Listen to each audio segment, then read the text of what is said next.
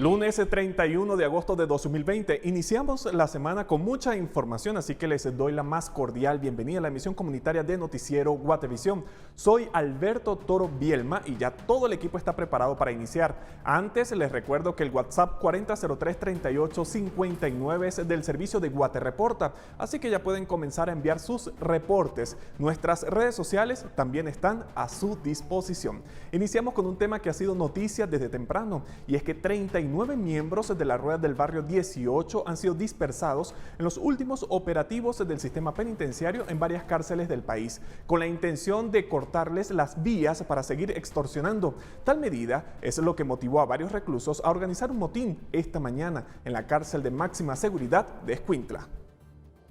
Estas personas fueron trasladadas en virtud de atender las órdenes directas de mis superiores para poder pues erradicar de cierta forma el delito de extorsión específicamente por parte del barrio 18.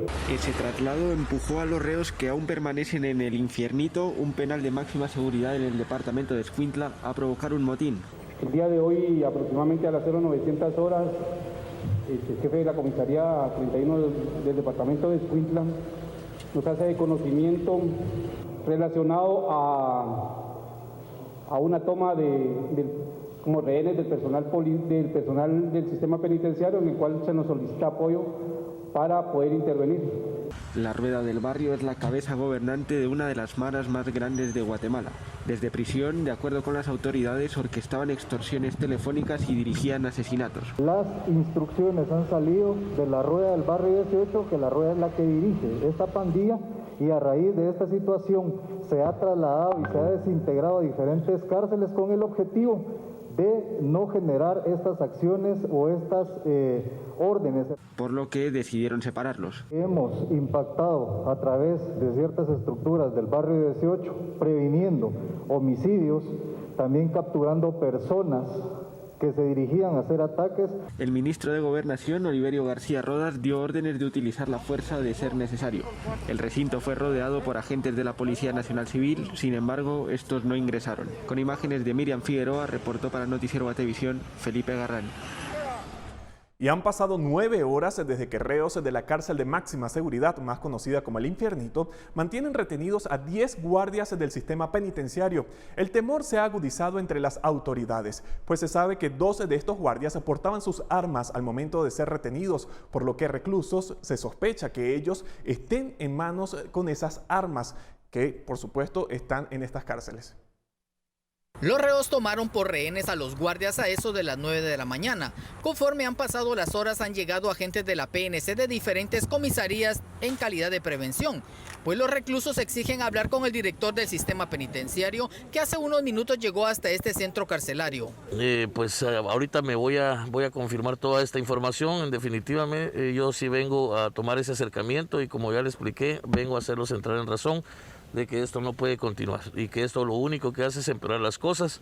Hay otras formas de lograr sus cometidos, porque existen los recursos legales a los cuales ellos están en todo su derecho de solicitarlos, pero esta no es la forma. Tiene unos audios donde está prácticamente diciendo que las personas que están retenidas están bien. Entonces yo vengo pues a darle continuidad a esto. Ellos lo que quieren es hablar conmigo y vengo a dar la cara por parte del sistema penitenciario y mis autoridades superiores. En esta cárcel permanecen recluidos al menos 200 reos que, según el ministro de Gobernación, Edgar Godoy, hay quienes purgan penas de hasta 1000 años y la más baja de 56.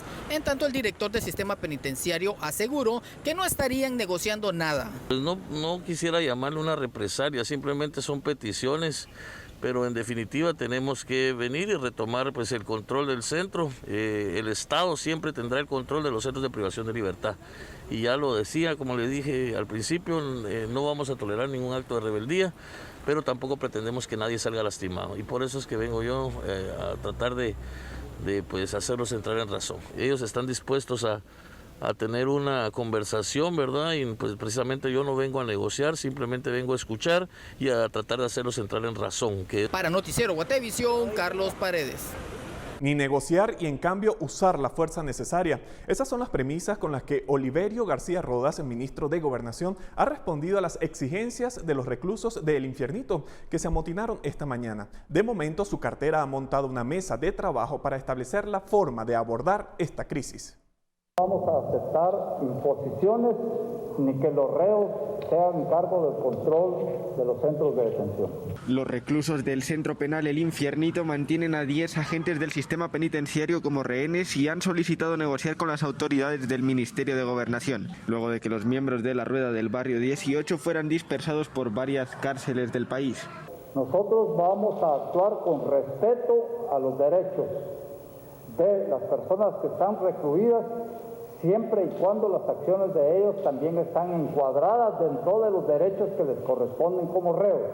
La Policía Nacional Civil fue desplegada en el perímetro del Infiernito, pero aunque la orden está dada... Yo di instrucciones bajo mi entera responsabilidad, que si se hace necesario el uso de la fuerza, se tendrá que hacer uso de la fuerza.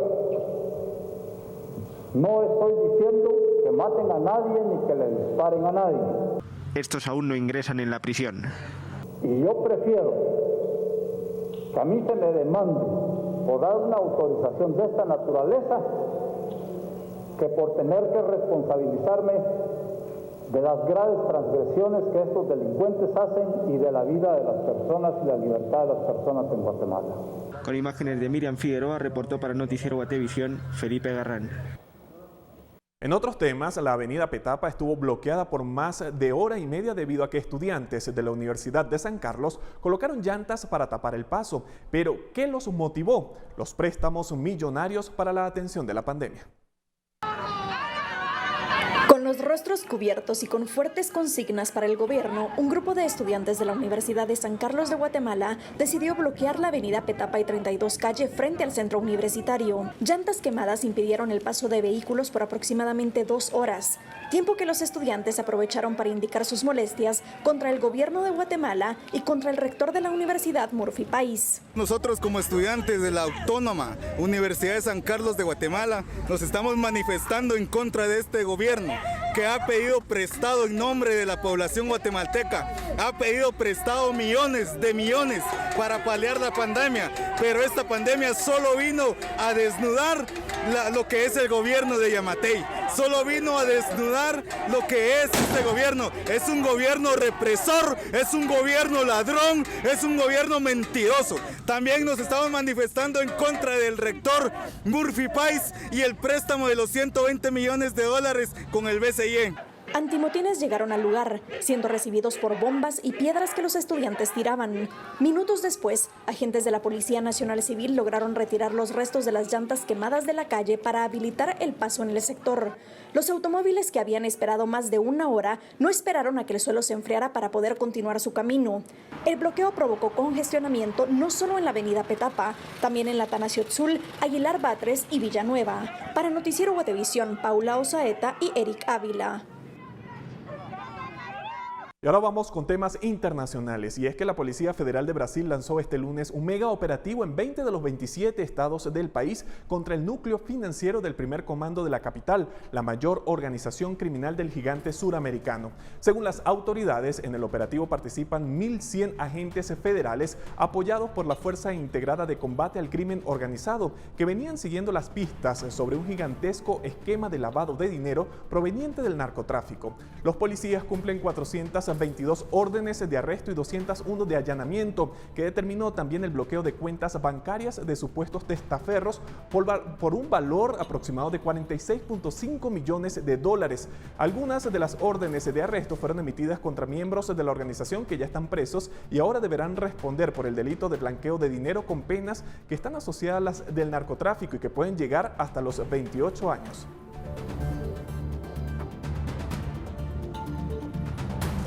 Y en Francia, cientos de pasajeros pasaron la noche entre el domingo y el lunes varados en un tren en el suroeste de Francia a causa de un fallo eléctrico que obligó a interrumpir el tráfico ferroviario. El tren proveniente de una ciudad fronteriza con España, con unas 1000 personas a bordo, debía llegar a la capital francesa el domingo por la tarde después de un viaje de 5 horas, pero se detuvo en la región de las Landas, en la costa suroeste, debido a una sucesión de problemas eléctricos en la línea. Los afectados fueron transferidos a otros trenes para llevarlos hacia sus destinos. Los pasajeros de otros 2 trenes también se vieron afectados y la empresa estatal prometió reembolsar el triple del costo del boleto original.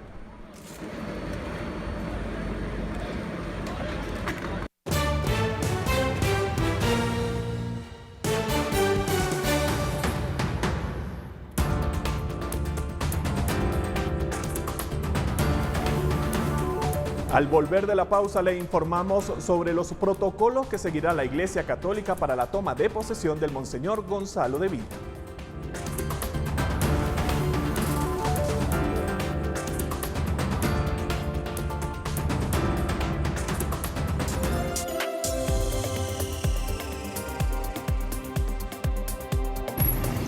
Y es momento de hablar del tránsito porque en esta tarde la comuna de Villanueva recomendó precaución en la bajada de Villalobos a la altura del kilómetro 11 de la ruta al Pacífico con dirección al sur, donde se reporta combustible derramado. Esto ha provocado fuerte congestionamiento vial. Si usted transita por el lugar, tenga en cuenta que autoridades reportan problemas viales. En otro hecho, se reporta una colisión en la calzada Aguilar Batres y 41 calle provocada por 2 motocicletas. Uno de los pilotos quedó tendido sobre el asfalto y requirió la asistencia de bomberos voluntarios. Y a propósito de esta información, vamos a verificar en vivo cómo está el tránsito en la periférico. Justamente vemos la Aguilar Batres, así que tome sus precauciones.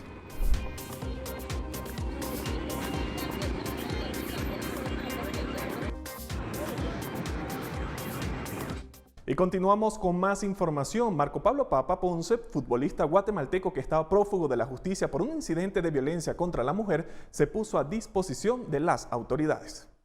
El futbolista Marco Pablo Papa, quien estaba prófugo de la justicia por un incidente de violencia contra la mujer, se puso a disposición de las autoridades este lunes. La orden de captura se giró el 4 de agosto último por un incidente que ocurrió el 26 de julio. La audiencia de primera declaración está programada para hoy a las 8 de la noche. Desconozco los motivos. Lo único que le puedo decir es de que, digamos, esperábamos un momento oportuno, también esperábamos recabar indicios, ¿verdad? Y pruebas para poder presentar y dilucidar y verificar la inocencia de mi patrocinado. El 26 de julio el futbolista fue detenido en la zona 16 capitalina, en donde fue sorprendido cuando escandalizaba en la vía pública, pero también hubo una denuncia de agresión contra la mujer que lo acompañaba. Según el reporte policial, estaba bajo efectos de alcohol. Por medio de la prensa, sino que a demostrar la inocencia de mi patrocinado, donde debe corresponder, que es en los órganos jurisdiccionales. Juan Pablo Gutiérrez, quien era abogado de Marco Papa, anunció por medio de Twitter que por no compartir acciones y decisiones con su defendido, renunciaba a la defensa, por lo que asumieron los abogados Héctor Pedrosa y Ronald Sandoval. Con imágenes de Carlos Hernández, reportó para Noticiero Guatevisión, María Olga Menaldo.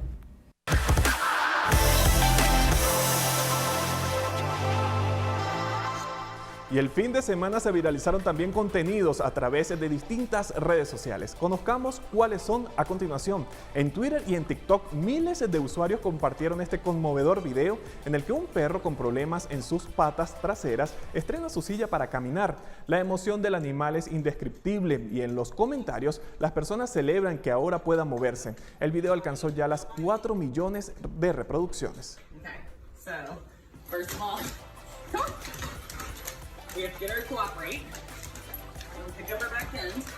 Y bailar en el agua de cabeza. Esta joven de Eslovaquia practica nado sincronizado y se ha vuelto popular en TikTok por subir acrobacias como esta que observamos en las imágenes, en las que realiza distintos movimientos bajo el agua. ¿Cómo puede lograrlo? Es increíble, comentan los usuarios en el video que tiene 2.3 millones de me gusta en la aplicación.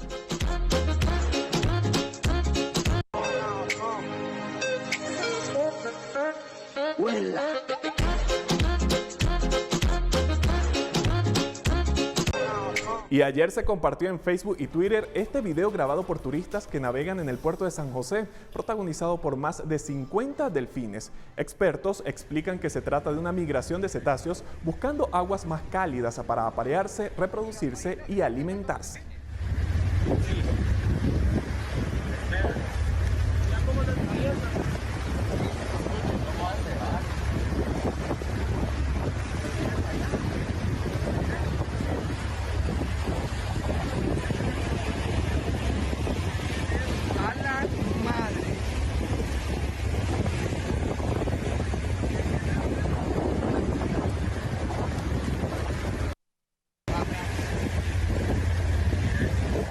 Vamos a retomar temas internacionales porque más de un centenar de opositores de Venezuela, entre ellos diputados y colaboradores del presidente parlamentario Juan Guaidó, recibieron este lunes el indulto del mandatario Nicolás Maduro en aras de promover la reconciliación nacional, informó el gobierno. El vicepresidente sectorial de Comunicación, Turismo y Cultura de Venezuela, Jorge Rodríguez, anunció que en la lista figuran políticos que se encuentran fuera de Venezuela, pero con procesos judiciales abiertos dentro del país y otros que están privados de libertad.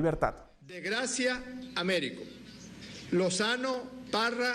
Y una niña de 3 años quedó enganchada en una cometa durante un festival en la ciudad de Sinchú, un incidente inmortalizado por testigos, cuyos videos se han hecho virales en las redes sociales. En los videos se ve a las personas preparando animadas las cometas para un festival, cuando de repente la multitud grita aterrada al darse cuenta que una niña ha quedado enganchada en una de ellas y se eleva por los aires. La pequeña quedó suspendida en el aire por más de 30 segundos antes de que pudieran hacerla bajar a tierra. Sufrieron solamente algunos arañazos en la cara, además del gran susto.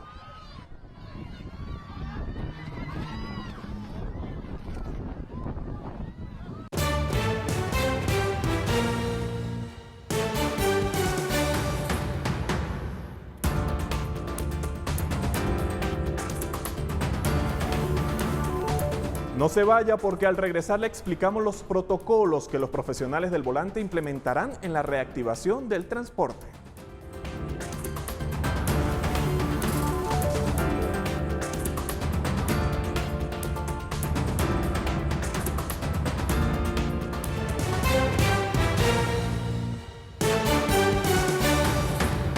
Gracias por continuar en sintonía de la emisión comunitaria de Noticiero Guatevisión. Y el transporte en Misco comenzará a reactivarse este miércoles con las unidades de rutas cortas, en este caso los microbuses, a quienes la municipalidad les autorizó también el incremento del costo del pasaje.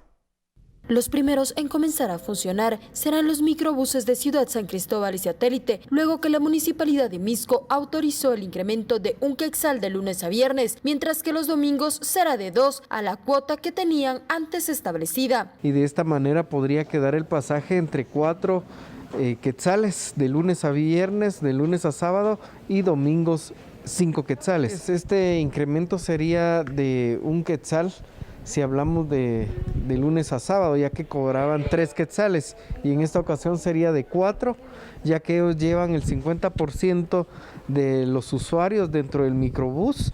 No obstante, ellos tienen que pagar el servicio del vehículo, así también como al piloto. Las autoridades ediles justifican este aumento por la limitación en la ocupación que tendrán y quienes también deberán desinfectar los buses en cada extremo de la ruta. Estas unidades deberán circular con un aforo del 50% de su capacidad y tener gel antibacterial a disposición de los usuarios, y señalan que si no se cumplen, estas unidades podrían ser sancionadas. Deben de cumplir, de lo contrario podrían ser trasladado el vehículo a un predio municipal y una sanción de 500 quetzales. Mientras que las unidades de buses rojos, así como las del transporte express, aún no determinan una fecha, pues la comuna ha indicado que no les autorizará el incremento que ellos buscan cobrar a los usuarios, y el cual sería el doble. El Express Roosevelt oscila de 5 quetzales para poder prestar el servicio.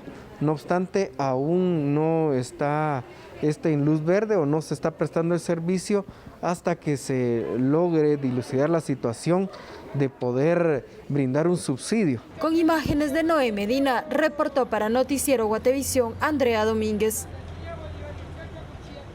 Y las autoridades no tienen cómo medir el impacto de la reapertura en Huehuetenango. A pesar de eso, reconocen que la curva de casos del coronavirus sigue en ascenso, con un mayor impacto en la cabecera departamental y en la zona norte, así como en el área fronteriza. Una semana después de la reapertura del transporte público y de la nueva normalidad en medio de la alerta roja, autoridades confirman que no hay forma de bajar la curva de COVID-19, la cual sigue en ascenso en los distintos municipios de Huehuetenango. No sabemos hasta dónde va a ser el tope de la curva. Hay muchas teorías sobre ese tema, pero nosotros queremos pensar de que en este momento la gente tiene que seguir guardando sus medidas, seguir consciente de que está pasando por un riesgo bastante alto.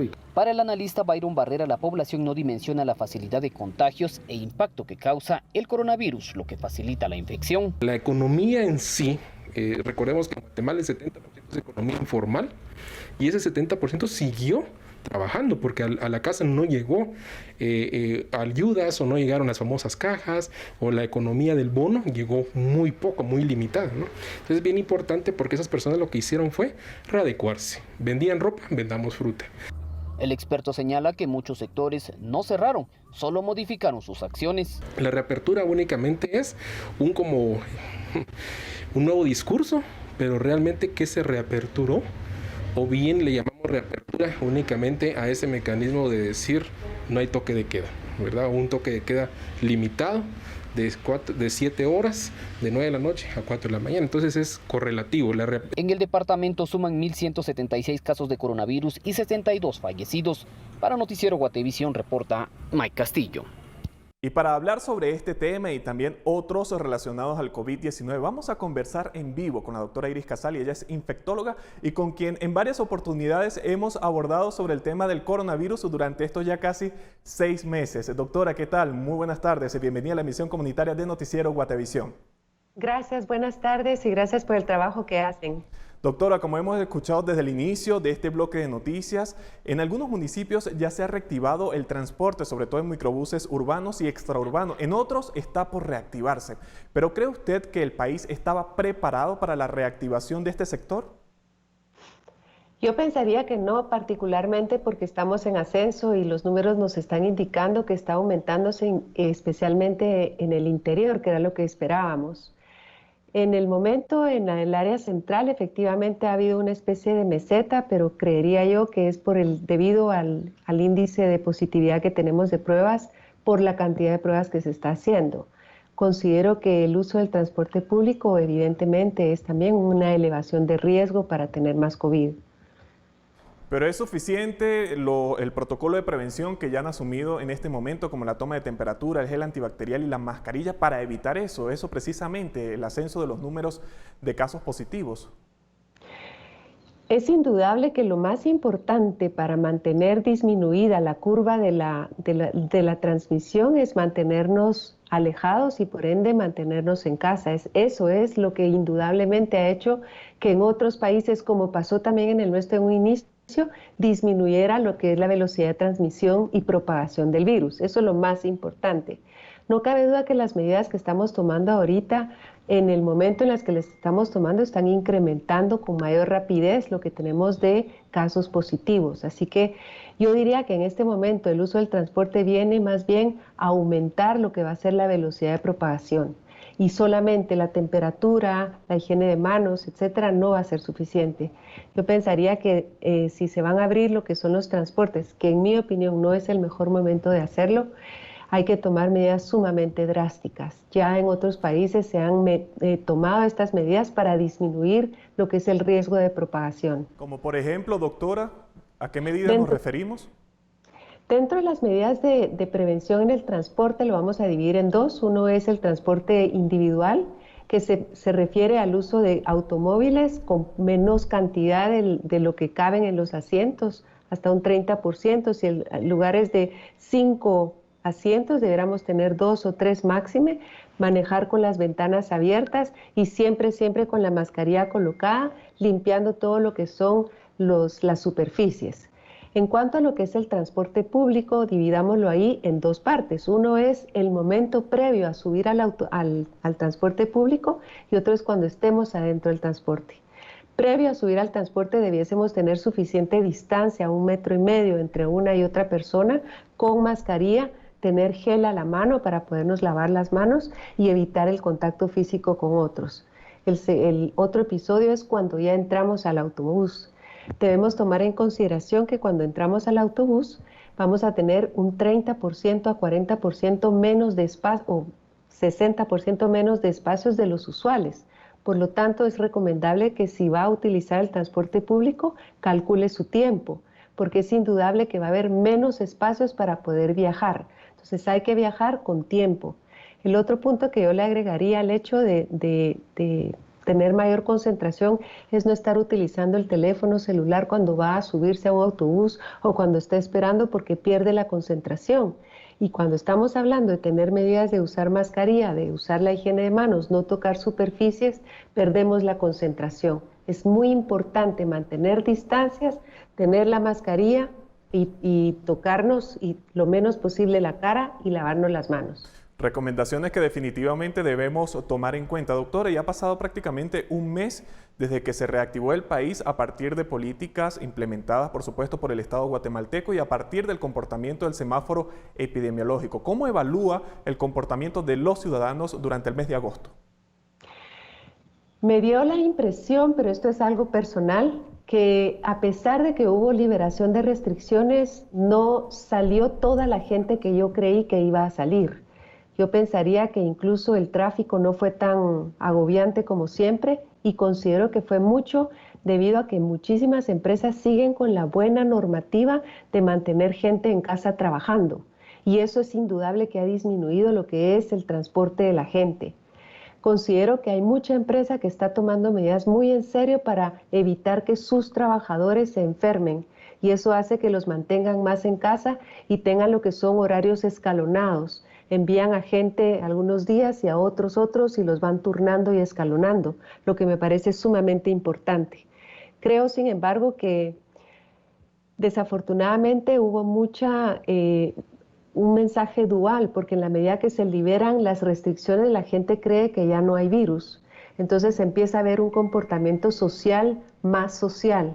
Es decir, la gente empieza otra vez a tener reuniones y empieza a tener otra vez acercamientos, a dejar de usar la mascarilla. Y eso es sumamente preocupante, particularmente si hay restaurantes que están abriendo y desconozco si en estos restaurantes hay medidas tales como que usted llegue y usted informe con quiénes va a estar sentado, deje su número de celular para que si en algún momento alguno de los comensales tiene algún cuadro positivo, esta persona no sea identificada y pueda decirle a todos los demás que deben hacerse la prueba, por ejemplo. Doctora, y hay otro tema que ha sido noticia en las últimas horas y que quiero aprovechar la oportunidad para abordarlo con usted, y es sobre un posible caso de reinfección en Estados Unidos. ¿Cree esto posible? De hecho, no es el primer caso. Hay uno que se describió en Hong Kong, en Ecuador, en Nevada es este otro, y si no estoy mal, creo que en Italia. Estos casos que se están reportando de reinfección, efectivamente, me voy a referir al de Hong Kong, encontraron que efectivamente la persona tenía una reinfección con síntomas. Sin embargo, es interesante ver que los síntomas no fueron tan severos como el primero y que había cierta diferencia entre el primer virus y este segundo. No tenemos toda la claridad de esto, lo que nos indica es que si vuelve a haber reinfección, pues evidentemente el sistema de inmunidad pues no es tan potente como se hubiese querido que fuera. De hecho, ya sabíamos que las respuestas de las inmunoglobulinas o de las defensas no fueron elevadas ni duraderas en las grandes poblaciones donde se han hecho los estudios. Así que no es de extrañarse que estemos teniendo reinfecciones. Lo que valdrá la pena ver es con el tiempo qué cuadro clínico tienen estas personas, si es tan severo como el primero o si este es de una manera menos severa. Y aquí me voy a aprovechar, porque creo yo que otro de los factores que influye para que el virus siga propagándose es que muchas personas que creen que ya les dio el virus quedaron inmunes y ya no les va a pasar nada. Y yo pensaría que debieran ser las personas que nos den el ejemplo porque ya lo vivieron, ya tuvieron el temor de agravarse y los que se agravaron ya pueden decir que gracias a Dios están bien. Entonces considero que es una doble responsabilidad mantener las medidas para que otros sigamos sus ejemplos. Es así, doctora, lo más importante es tomar las medidas de prevención porque el coronavirus, como bien lo mencionaba hace algunos minutos, continúa activo en nuestro país y en el resto del mundo, así que debemos cuidarnos. Doctora, muchísimas gracias por atendernos acá en la emisión comunitaria de Noticiero Guatevisión. Como siempre, bienvenida acá a este espacio. Muchísimas gracias a ustedes. Buenas noches. Buenas noches para usted también. Y cambiamos de tema para informar sobre que mientras en Chinautla las unidades de buses urbanos en el municipio ya han comenzado a funcionar siguiendo los debidos procesos y a quienes también se les autorizó un aumento que no supera el quetzal. En Chinautla, el 31 de julio hubo una prueba en el transporte y se hicieron algunas modificaciones en el protocolo de atención, luego de que Salud capacitó a los pilotos y ayudantes. Nos sentimos ya más tranquilos y felices ya de poder salir a trabajar y tratando de cumplir en todo lo que se pueda con los protocolos de seguridad, el gel que ahí lo tiene el muchacho, también tiene el termómetro que se le toma la temperatura a la persona desde que va a abordar el bus, y la mascarilla siempre puesta, y tenemos también la alfombra esa ahí para que las personas se puedan desinfectar los pies. La idea es que en el momento en que se encuentre que lleva más de la capacidad, pues tenemos que bajar a las personas que ya está de más y sancionar al bus. En el momento, para no movilizar, pues se le pone un cepo, o se tendría que poner un cepo y hace el pago correspondiente de lo que representa el cepo. La funcionaria dijo que en consenso con los usuarios se acordó el incremento al costo del pasaje. El transporte de pasajeros en Chinautla reinició sus operaciones con un incremento entre 75 centavos y un quetzal. Venimos de 4 o 5 meses de estar pagando 10 quetzales o más para poder llegar hasta nuestro lugar de origen en las aldeas. Entonces, hasta el último punto, que es San Martín, Tres Sabanas, ellos están cobrando 4 quetzales, anteriormente cobraban 3, pero ellos estaban pagando más de 10 quetzales. Aquí en Buenavista, que es un tramo más cercano, anteriormente pagaban 1.25, ahorita están pagando 2 quetzales. Medrano informó que también intentan sostener una reunión con las demás comunas y transportistas, así como la Dirección General de Transporte, para ver el tema del costo del pasaje en los buses extraurbanos, para que esto no afecte a los usuarios. Con imágenes de Noé Medina, reportó para Noticiero Guatevisión, Andrea Domínguez. Enerkins, la leche de soya que recomiendan los pediatras para nutrir a tus hijos y cuidar su salud. Encuéntrala en todos los supermercados del país. Presenta. Llegó el momento de conocer la información que nos llega a través del servicio de Guate Report al 4003-3859. Vamos a comenzar con un reporte de José Manuel Cop Calderón, quien saluda a los bomberos voluntarios de la sexta compañía ubicada en Mazatenango, Suchitepeques. Este es el reporte que recibimos de parte de nuestro televidente. Un saludo muy especial para los bomberos, la sexta compañía de bomberos de Mazatenango, que están arribando a su 59 aniversario, deseándole éxitos y bendiciones a cada uno de ellos, ya sabiendo que en medio de esta situación que se vive a diario, ellos dan todo por cada uno de nosotros, los seres humanos. Gracias y le agradecemos de antemano y que sigan cosechando éxitos. Y nuestro televidente David nos compartió el video de un incendio que se registró el domingo último en la colonia El Prado de la zona 5 de Tiquizati en Escuintla. Las imágenes muestran que el inmueble estaba construido con madera, lo que favoreció que las llamas se propagaran rápidamente. Se cree que el incendio se originó por un cortocircuito y que dejó varios miles de quetzales en pérdidas. Los bomberos voluntarios de diferentes compañías acudieron al lugar para apoyar a los trabajos de combate contra las llamas.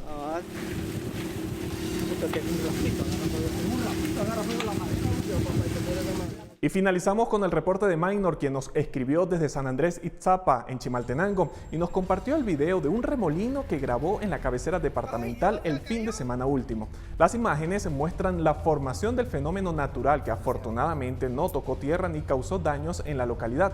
Cabe agregar que muchas personas mostraron su asombro ante lo que veían sus ojos, una mezcla ante la belleza de la naturaleza y el temor de una tragedia como los ocurridos recientemente en Patzum y en Alta Verapaz. Qué bien, de veras. Enerkins, la leche de soya que recomiendan los pediatras para nutrir a tus hijos y cuidar su salud. Encuéntrala en todos los supermercados del país. Presentó. Llegó el momento de hacer una nueva pausa. Para el regreso tenemos más información para usted.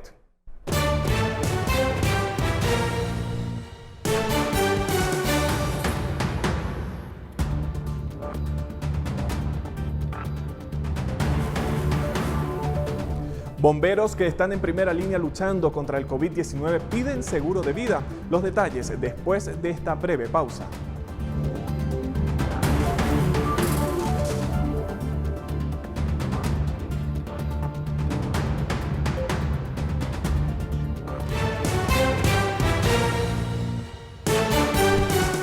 Seis de la tarde con 39 minutos. Llegó el momento de conocer el pronóstico del clima con nuestra compañera Pamela Valdés. Pamela, te saludamos. Buenas tardes. Alberto, muy buenas tardes. Qué gusto saludarte. Es momento de compartir las condiciones del clima para las diferentes regiones de nuestro país. Entramos de lleno con información. Iniciamos con la gráfica de la costa sur y el oriente de nuestro país, donde se espera para esta noche una noche totalmente nublada para ambas regiones del país, sin descartar la probabilidad de lluvias y actividad eléctrica. Y las condiciones en la meseta central, incluida la ciudad capital, se espera principalmente cielos parcialmente nublados para la meseta central y para el occidente del país, una noche totalmente nublada con probabilidad de lloviznas y actividad eléctrica.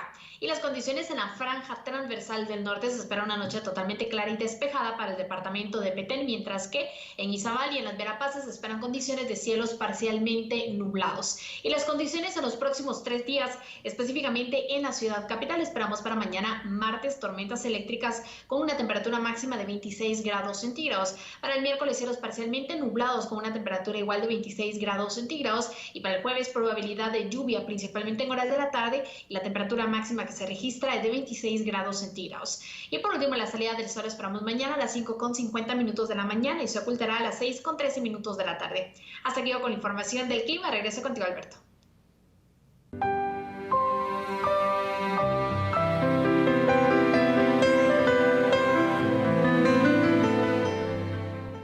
Y este jueves será la toma de posesión del nuevo arzobispo de Guatemala. Autoridades de la Catedral Metropolitana se preparan para esta ceremonia. El 9 de julio último, el Papa Francisco nombró a Monseñor Gonzalo de Villa como arzobispo metropolitano de la Arquidiócesis de Guatemala, convirtiéndose en el sucesor de Monseñor Oscar Julio Villán. El momento de que el nuevo arzobispo tome posesión ha llegado.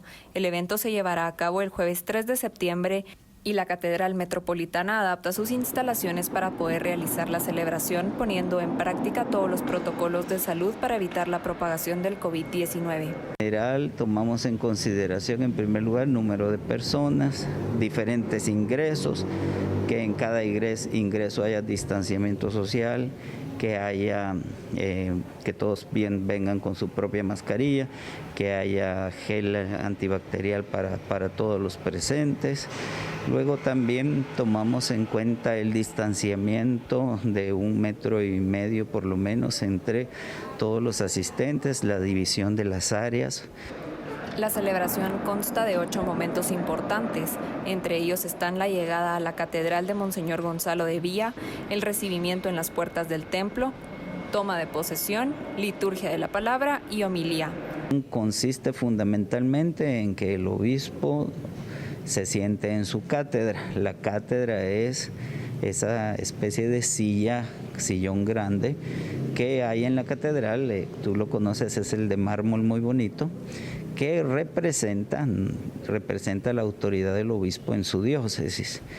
La catedral tiene un aforo estimado de 165 personas. Para este evento se contempla que estén presentes 70, entre autoridades de gobierno, sacerdotes y fieles laicos. Esto con el fin de mantener el distanciamiento social. El resto de feligreses podrá sintonizar la celebración en distintas plataformas. En primer lugar, la televisión arquidiocesana va a generar señal para todas las televisoras que quieran la señal. Va a ser una señal limpia, ¿verdad? Va a tener solo cintillos de lo que está sucediendo, pero la señal va a ser limpia para que puedan utilizarla todos. En segundo lugar, la Radio María va a encadenar a todas las emisoras de radio católicas del país y también a todas las radios que quieran unirse, también se les puede perfectamente dar señal. Dentro de la Catedral Metropolitana se puede observar una manta vinílica que expresa el agradecimiento de la congregación a Monseñor Raúl Antonio Martínez por el tiempo que estuvo al frente como administrador apostólico.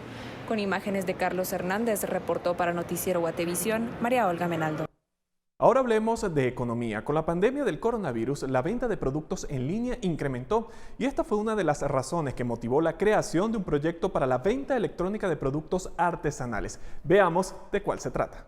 La Red Nacional de Grupos Gestores, el programa Emprendo por Ti, Bantrab, lanzaron esta mañana en Quetzaltenango una iniciativa llamada Novacult para la venta en línea de productos elaborados por artesanos de Suchitepeques, Zacatepeques y Alta Verapaz. Porque creo que eso es parte también de esta nueva era que nos ha tocado vivir, a la cual hemos ingresado como país de manera un poco acelerada a causa de la pandemia, pero lo tenemos que ver como algo muy positivo, el hecho de que digitalmente nos podamos comunicar y avanzar nuestros procesos. La iniciativa permite la venta de productos en línea y que las artesanías sean distribuidas en Guatemala.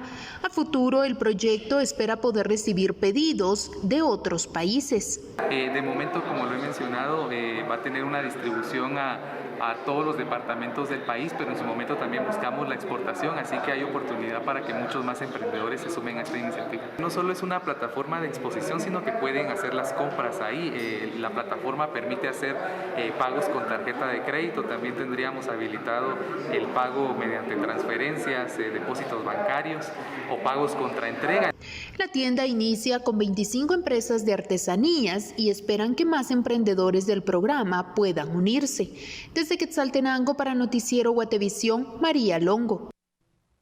Ahora llegó el momento de verificar el comportamiento del COVID-19 en Guatemala. Según la más reciente actualización del Ministerio de Salud Pública y Asistencia Social, señala que se diagnosticaron 166 nuevos contagios tras efectuar 545 pruebas. Con ello, el país contabiliza 74.074 casos de COVID-19 desde el pasado 13 de marzo, cuando se registró el primer paciente positivo. También se reporta que 20 pacientes perdieron la vida. Con ello, ya son 2.760 personas que lamentablemente han fallecido producto de esta enfermedad. Según autoridades del Ministerio de Salud, hubo 387 casos recuperados estimados en las últimas horas y en total se contabilizan 62.068 casos recuperados. El tablero da cuenta que actualmente hay 9.246 casos activos de COVID-19 en Guatemala. Estas cifras son estimadas y recuerden que estos datos corresponden a la actualización del 30 de agosto de 2020. Y este día, autoridades de la COPRECOVID, en conjunto con el viceministro de Hospitales, Francisco Coma, así como los directores de los hospitales San Juan de Dios, Roosevelt, Parque de la Industria, Antigua Guatemala y Villanueva, el objetivo de esta reunión, según Coma, es analizar la situación actual de estos centros asistenciales y coordinar acciones para afrontar la pandemia del coronavirus. Coma enfatizó que en este momento la red hospitalaria está llena en un 56%, pero que con este tipo de reuniones que se sostienen con todos los directores de los hospitales del país, buscan evitar o estar preparados tanto con equipos como con personal para una posible segunda oleada de casos de coronavirus.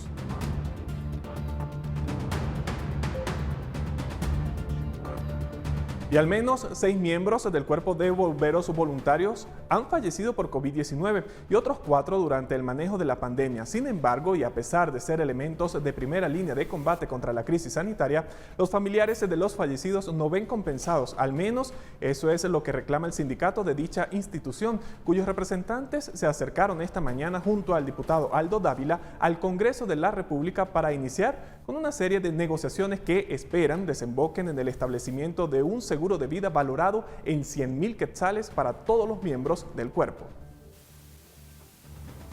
Han habido aproximadamente unos 150 contagios.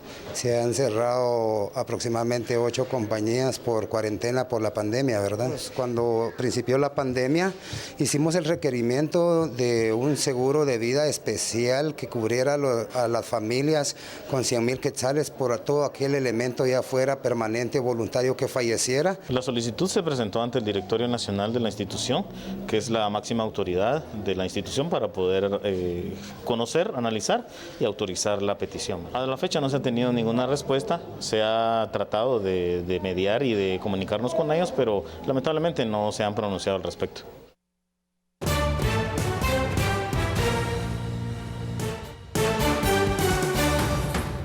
Y como adelanté antes de la pausa, los aportes constitucionales a las municipalidades de Quiché han bajado durante los meses de la pandemia del COVID-19. En algunas comunas sobrepasan el 1.000.000 de quetzales, afectando proyectos comunales y servicios de los municipios. El representante de los alcaldes de Quiché señaló que la disminución de los aportes constitucionales afectan la realización de proyectos comunales, contratación de personal para emergencia de COVID-19 y servicios como el del agua entubada y extracción de basura, ya que se tienen que sostener otros rubros como salarios.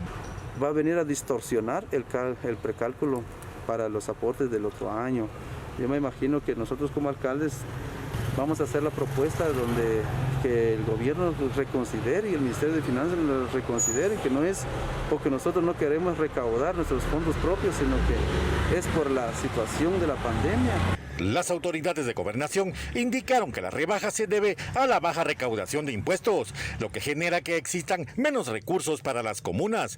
La misma acción se registra en el Consejo Departamental de Desarrollo de Quiché. En el Consejo de Desarrollo nosotros teníamos un techo presupuestario de 150 millones. El techo que nos rebajaron y que ya quedó como 138 millones, tanto consejo, ¿sí? Yo creo que hasta esta fecha es el recorte total, el fin en este periodo fiscal. Ya no va a haber más recorte. Para Noticiero Guatevisión reportó Héctor Cordero. Informamos que en este momento han ofrecido y han notificado a través de las redes sociales que el presidente de la República, Alejandro Yamatei, se estará ofreciendo un mensaje sobre seguridad. Estará hablando acerca de la seguridad nacional, esto exactamente a las 7 de la noche, por lo que le invitamos a estar pendientes de la emisión comunitaria de Noticiero Guatevisión. Ahora sí continuamos. Y la sociedad civil de Zacatepeques está preocupada porque a solo 4 meses para que concluya el año fiscal 2020, el CODEDE ha desembolsado el 20.4% de su presupuesto, lo que significa una baja ejecución de obras de infraestructura. El Consejo Departamental de Desarrollo cuenta con un presupuesto asignado de 82 millones de quetzales para la construcción de 49 proyectos, pero solo ha desembolsado 16.7 millones de quetzales, equivalente al 20.4%. Esta situación tiene preocupada a la sociedad civil, pues estima que al finalizar el año solo se ejecutará el 30% de obras. Pues altamente preocupados. El análisis que hemos estado realizando en los últimos meses ha desembocado en que aquí en el Pleno hemos requerido que las unidades ejecutoras, así como CODEDE y Segeplan, hagan lo que corresponda para poder ejecutar un alto porcentaje este año. Hemos recibido un desembolso del Ministerio de Finanzas equivalente al 20% de los recursos. La proyección que tenemos es que no vamos a alcanzar una ejecución arriba del 30-35%. Al respecto, las autoridades del CODEDE argumentaron que el Congreso no aprobó el año pasado el presupuesto para el 2020, lo que condujo a reprogramar varias obras, así como la falta de experiencia de la mayoría de alcaldes que tomaron posesión este año. El presupuesto del año de 2020 no fue aprobado por el Congreso el año pasado. Eso hizo que hubo necesidad de hacer reprogramaciones de todo. Segundo problema es el tema de COVID, sí, que de una u otra manera vino a afectar toda la ejecución. Y posteriormente también hay que decirlo, de los 16 alcaldes, 14 son nuevos, y esto, la inexperiencia y conocimiento en relación a tema de Consejo de Desarrollo también ha afectado un poquito. De lograrse la ejecución de las obras, existe un saldo por solicitar de 65.3 millones de quetzales. Guatevisión, Julio Sicán. Gracias por tu reporte y recuerden que estamos a la espera del mensaje presidencial sobre seguridad, según un anuncio que hizo el gobierno de Guatemala a través de las redes sociales. Pero antes, le contamos que el primer vuelo comercial directo entre Emiratos Árabes Unidos e Israel aterrizó este lunes en Abu Dhabi, 2 semanas después de que ambos países anunciaran una normalización de sus relaciones. Vamos a escuchar de inmediato al presidente de la República, Alejandro Yamatei, que como indicamos hace segundos, estará ofreciendo un mensaje sobre seguridad.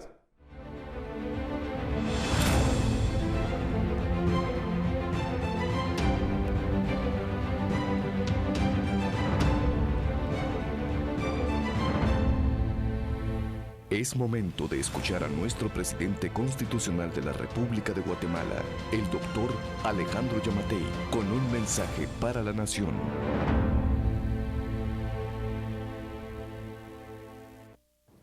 Estimados conciudadanos, muy buenas noches.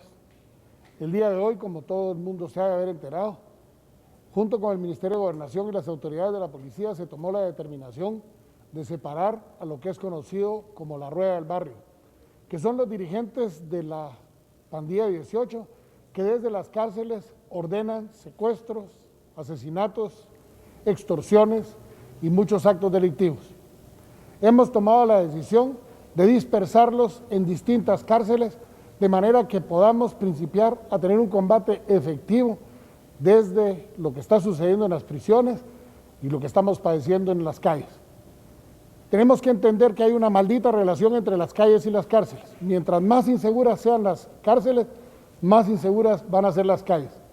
Hemos tomado la decisión que ha traído como consecuencia, en primer lugar, que los pandilleros han tomado rehenes.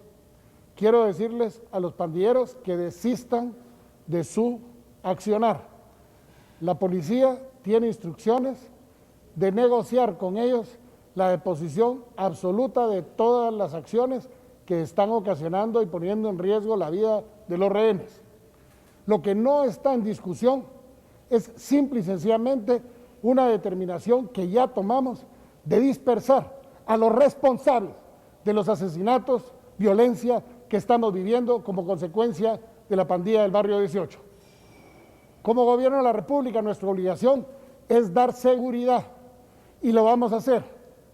Y de una vez anuncio que el juez que ordenó que un preso con 1.670 años de prisión no se le pueda trasladar de la cárcel del preventivo de la zona 18 hacia otra cárcel, quiero decirles que estamos impugnándolo y no vamos a aceptar la resolución de ese juez que protege a uno de los más grandes criminales de Guatemala en contra de la seguridad de ustedes los ciudadanos. Como gobierno tenemos la responsabilidad de proteger a la policía, de proteger a la ciudadanía. Y hoy vemos aquí a los mandos de la policía en un respaldo total de este gobierno al accionar de la policía para que podamos asegurarnos que podamos vivir en paz y en tranquilidad. Si los señores de la pandilla del barrio 18 no deponen su accionar, tendremos que tomar todas las medidas que estén a nuestro alcance para asegurar la preservación, primero de la vida de los rehenes, pero también de que se cumpla con deponer la actitud que están teniendo, que está poniendo en jaque a las fuerzas de seguridad, pero sobre todo al principio de gobernabilidad que tenemos que tener los guatemaltecos. Muchísimas gracias y les pido a todos ustedes su colaboración y la denuncia de dónde están todas las clicas del barrio 18. Llamen al 110, denúncienos las extorsiones que están siendo objeto, denúncienos desde dónde están actuando y nosotros saldremos a buscarlos y los pondremos a buen recaudo. Las extorsiones, las pandillas y las maras van a ser combatidos con total fuerza por parte del Estado guatemalteco. Muchísimas gracias, que Dios les bendiga. Escuchábamos al presidente de la República, Alejandro Yamatei, refiriéndose a lo ocurrido el día de hoy sobre la reubicación de varios privados de libertad que se dedicaban a extorsionar.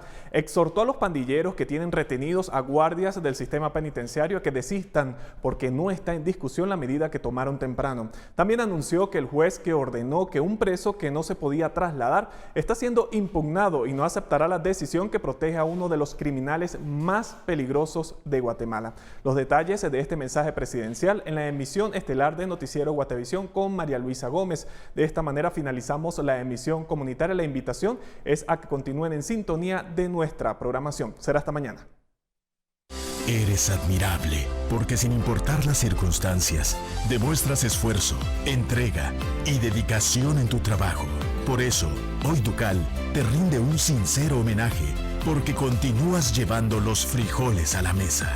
Es momento de estar unidos. Frijoles Ducal.